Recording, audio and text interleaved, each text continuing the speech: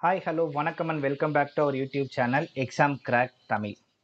இந்த வீடியோவை நிறைய பேர் சப்ஸ்கிரைப் பண்ணாமல் பார்த்துட்டு இருக்கீங்க. ஸோ சப்ஸ்கிரைப் பண்ணிட்டு பாருங்க, லைக் பண்ணுங்க, ஷேர் பண்ணுங்க, கமெண்ட் பண்ணுங்க. இந்த வீடியோவில் நாம் எஸ்எஸ்சியோட வீடியோவை தான் நம்ம பார்க்க போகிறோம். இந்த வீடியோவில் நம்ம என்ன பார்க்க போகிறோம் அப்படின்னு பார்த்தீங்கன்னா, எஸ்எஸ்சி எம்டிஎஸ்ல ஜென்ரல் அவேர்னஸில் ப்ரீவியஸ்லி கேட்ட கொஷின்ஸோட பார்ட் 3 பார்க்க போகிறோம். ஓகேங்களா? ஸோ டைம் வேஸ்ட் பண்ணாமல் வாங்க வீடியோக்குள்ளே போகலாம். So in the concept of the privatization, what is the meaning of the total decentralization? So privatization அப்படின்னா என்ன அர்த்தம்? தனியார் மயமாக்கல். அதுல total decentralizationனா என்ன? So total decentralization அப்படின்னு என்னன்னா முழுமையான அதிகார பரவல் அப்படின்னு அர்த்தம். ஸோ ஒரு பவர்ஃபுல்லா மாறுது.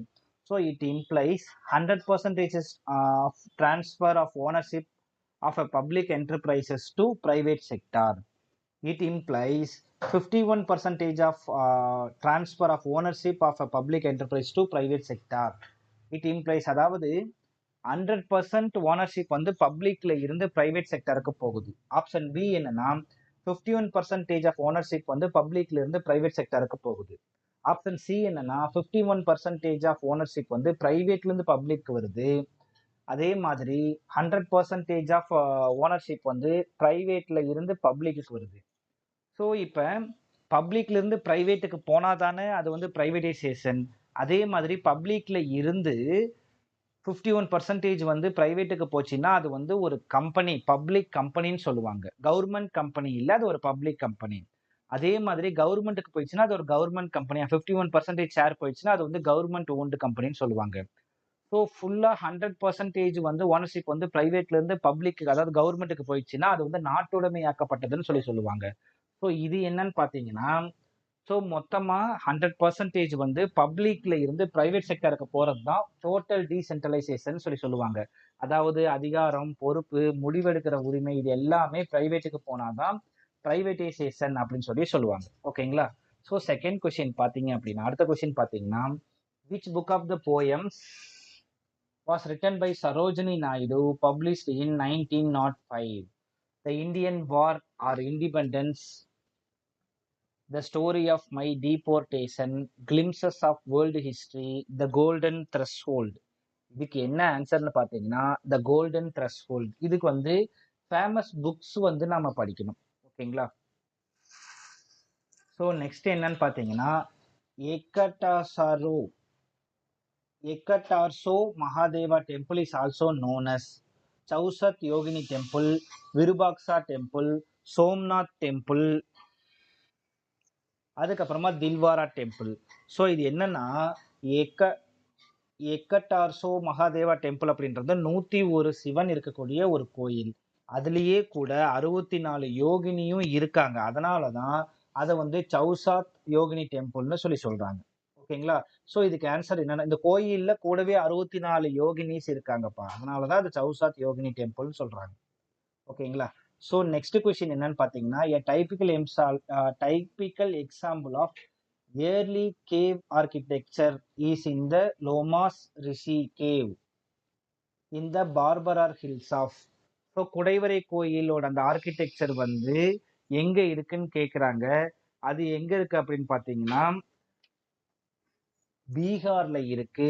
அது வந்து அசோகா வந்து ஆரம்பிச்சு அவரோட கிராண்ட்சன் வரைக்கும் அவங்க அதுல பார்ட்டிசிபேட் இருக்காங்க. முதல்ல ஒரு சில கேவ்னா குகைகளை குடைஞ்சது வந்து அசோகாஸ். அதுக்கப்புறம் அவங்க வந்து அவங்களோட கிராண்ட்சன் தசரதா வந்து ஃபுல்லா முடிச்சிட்டு இருப்பாரு. ஓகேங்களா? இது என்னத்துக்கு ஃபேமஸ், ஏன் இந்த கொஸ்டின்ஸ் கேட்டிருக்காங்கன்னா, குடைவரை கோயில், அதாவது குகையில அந்த குடைவரை கோயில்ல இது ஓல்டஸ்ட் அப்படின்னு அது ஃபேமஸா இருக்கு. அதனாலதான் இந்த கொஸ்டின்ஸ் கேட்டிருக்காங்க.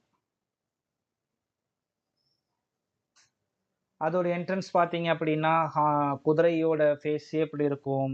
அதுக்கப்புறம் உள்ள பாத்தீங்கன்னா கிரானைட், ரொம்ப ஹைலி பாலிஷ்டு கிரானைட் இருக்கு. அதனாலதான் அது ரொம்ப ஃபேமஸா இருக்கு. ஓகேங்களா?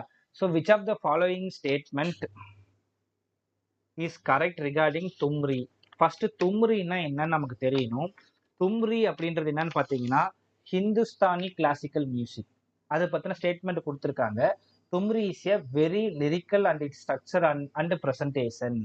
ஸோ ரொம்ப இலக்கிய ஓரியதாகவும் அதோட ப்ரெசன்டேஷன் ஓரியன்டாகவும் இருக்கும்னு சொல்றாங்க. எக்ஸ்பிரஷன் ஓரியன்டாகவும் இருக்கும். ஸ்டேட்மெண்ட் 2 என்ன சொல்றாங்கன்னா, thumri is a love song and textual beauty, இலக்கியம் மற்றும் உரைநடை ஓரியன்டாகவும் இருக்கும்னு சொல்றாங்க. அதோட இலக்கிய நயம் வந்து ரொம்ப இம்பார்ட்டன்ட் சொல்லியிருக்காங்க. ரைட். ஸோ இதுல என்ன ஆன்சர்னு பார்த்தீங்க அப்படின்னா ரெண்டுமே. ஸோ இது வந்து கதக் டான்ஸோட உள்ள வரக்கூடியது.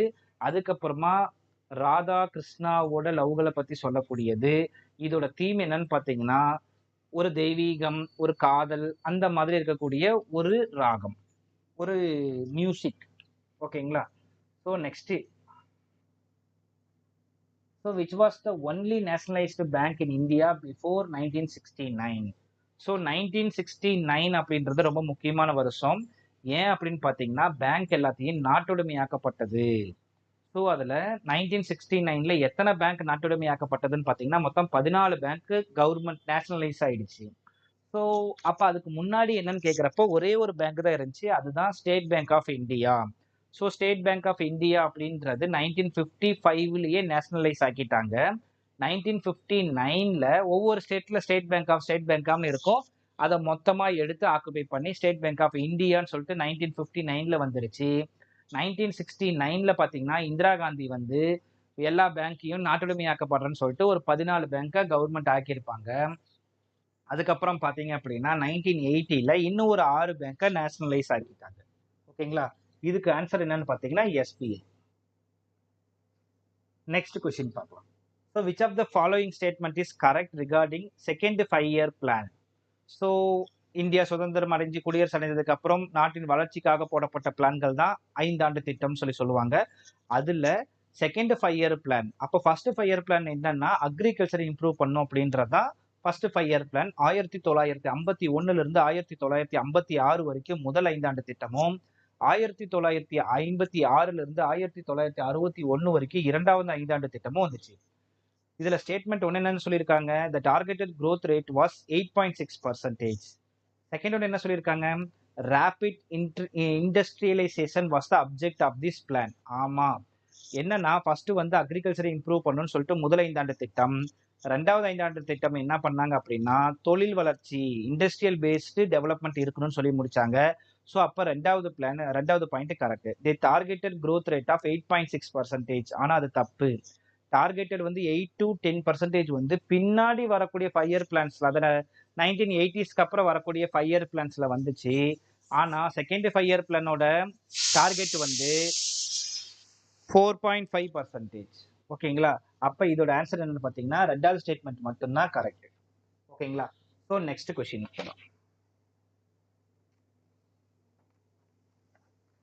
So in India, which of the following statement is correct regarding industrial policy resolution? Industrial policy resolution என்ன? அதான் சொன்ன இல்லையா, ரெண்டாவது 5 ஆண்டு திட்டத்துல இண்டஸ்ட்ரியல் பாலிசி ரெசல்யூஷன் 1956 to 61 வந்துச்சுன்னு சொல்லிட்டு. ஸோ இண்டஸ்ட்ரீஸ் வந்து மொத்தம் 3 கேட்டகரியா பிரிச்சாங்க. இது ஸ்டேட்மெண்ட் 1ல இருக்கு. The first category comprised industries were exclusively reserved for private players. So first category, அதாவது முதல் கேட்டகரியை மொத்தம் 3 கேட்டகரியா பிரிச்சிருக்காங்கன்னு சொல்லி ஸ்டேட்மெண்ட் 1ல சொல்லியிருக்காங்க. ஸ்டேட்மெண்ட் 2ல ஃபர்ஸ்ட் கேட்டகரியை ஃபுல்லா பிரைவேட் பிளேயர்ஸுக்கு கொடுக்கணும் அப்படின்னு சொல்லியிருக்காங்க. இதுக்கு ஆன்சர் என்னன்னு பார்த்தீங்கன்னா ஃபர்ஸ்ட் ஸ்டேட்மெண்ட் மட்டும்தான் கரெக்ட். முதல் இண்டஸ்ட்ரீஸ் வந்து 3 கேட்டகரிஸா பிரிச்சாங்க. ஓகேங்களா? ஸோ அதுக்கப்புறம் பார்த்தீங்கன்னா இந்த பிரைவேட் பிளேயர்ஸ் அப்படின்றது எப்போ வந்துச்சுன்னு பார்த்தீங்கன்னா ஸோ SAP. ஓகேங்களா? So structural alignment progression. ஓகேங்களா?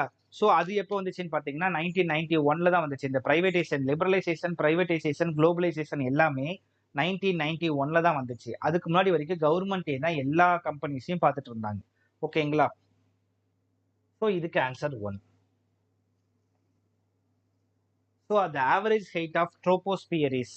ஸோ போன பார்ட்லேயே அந்த ட்ரோபோஸ்பியரை பற்றி நம்ம ஆல்ரெடி பார்த்துருந்தோம். இப்போ வந்து ட்ரோபோஸ்பியர் அது வந்து ரேடியோ வேவ்ஸ் எப்படி கொடுத்துருந்தாங்கன்னு போன கொஸ்டின்ஸ் பார்த்துருந்தோம். இதில் வந்து பார்த்தீங்கன்னா TSMTE, troposphere, stratosphere, mesosphere, thermosphere, exosphere. ஓகேங்களா? ஸோ இதுதான் அந்த ஸ்பியரோட பாயிண்ட். இதில் பார்த்தீங்கன்னா ட்ரோபோஸ்பியர் வந்து 0 to 12 கிலோமீட்டர் இல்லைன்னா 13 கிலோமீட்டர். 0 to 12 கிலோமீட்டர்ன்றது ஒரு அப்ராக்சிமேட். ஓகேங்களா? So the average height of troposphere is 13 kilometre. இதில் தான் மேகங்கள்லாம் இருக்குன்னு நம்ம சொல்லியிருந்தோம். வெதர் இங்கே தான் கால்குலேட் பண்ணுவோம்னு சொல்லி நம்ம சொல்லியிருந்தோம். ஸோ நெக்ஸ்ட் கொஸ்டின் என்ன சொல்லியிருக்காங்க? இந்த contact of crust core mantle சொல்லி பூமியை 3 பார்ட்டா பிரிப்போம். ஸோ நடுவில் இருக்கிறத கிரஸ்ட்னு சொல்லுவோம். The main mineral constituents of continental masses are, இது என்னன்னு பார்த்தீங்கன்னா எல்லாருக்கும் தெரியும், சிலிக்கா அண்ட் அலுமினியா மட்டும்தான் கிடைச்சது கோர் கிரஸ்டில். ஓகேங்களா? ஸோ கோர்ன்றது சென்ட்ரல் பார்ட்டு, கிரஸ்ட் மேண்டல் இதில் சிலிக்கா அண்ட் அலுமினியா மட்டும்தான் கிடைச்சது. ஓகேங்களா? ஸோ நாம் இந்த வீடியோவோட எண்டுக்கு வந்துட்டோம். ஸோ தேங்க்யூ ஃபார் வாட்சிங் திஸ் வீடியோ. அடுத்தடுத்து வரக்கூடிய வீடியோவில் நாங்கள் எக்ஸ்ட்ரா கொஸ்டின்ஸை கொண்டு வர பார்க்குறோம். ஸோ சேனலை சப்ஸ்கிரைப் பண்ணுறதுக்கு மறக்காதீங்க. லைக் பண்ணுங்கள், ஷேர் பண்ணுங்கள். உங்களுக்கு என்ன தேவையோ, எந்த எக்ஸாம்ஸை ஃபோக்கஸ் பண்ணுறது, உங்களுக்கு என்ன ஸ்பெசிஃபிக்காக டாபிக் வேணும் அப்படின்றத நீங்கள் கமெண்ட்டில் சொன்னீங்கன்னா அதுக்கு ஏற்ற மாதிரி நான் உங்களுக்கு ஹெல்ப் பண்ண தயாராக இருக்கேன். ஓகேங்களா? அடுத்த வீடியோ வரும் வரை உங்களிடமிருந்து விடைபெறுவது உங்கள் எக்ஸாம் கிராக் தமிழ். தேங்க்யூப்பா.